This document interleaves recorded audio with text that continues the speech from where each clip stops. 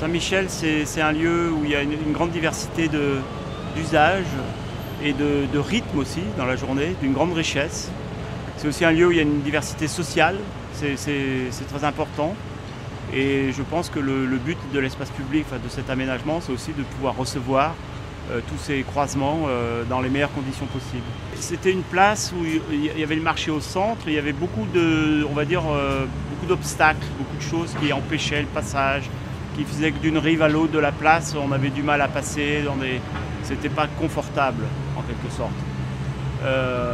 Donc le premier travail qu'on a essayé de faire, c'est de trouver une expression la plus simple du sol, le plus simple possible, la plus silencieuse possible finalement, enfin sans effet particulier, et qui va libérer l'espace. Ce qu'on commence à voir un petit peu, c'est-à-dire qu'on va avoir une grande surface, comme une peau qui est tendue, qui accompagne la topographie du lieu. C'est un lieu qui est en pente, puisqu'on est sur le coteau, là, entre le plateau et les berges de la Garonne.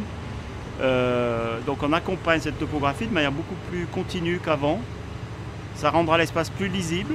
Il y a aussi un tracé qu'on verra depuis le haut de la flèche qui accompagne la géométrie des façades et qui fait que quand on marchera en traversant la place, le sol guidera les pas. On suit les pierres, mais il y aura, le sol quelque part suit les forces du quartier, et d'une rue à l'autre, les chemins trouvent une certaine évidence. C'est un peu l'objet de ce travail très simple de calpinage.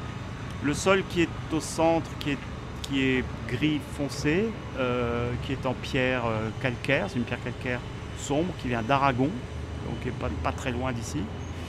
Et nous avons sur les bords une sorte de marge en fait qui reprend la céramique, les carrés de céramique de terre cuite traditionnelle de Bordeaux, avec des bordures en calcaire beige.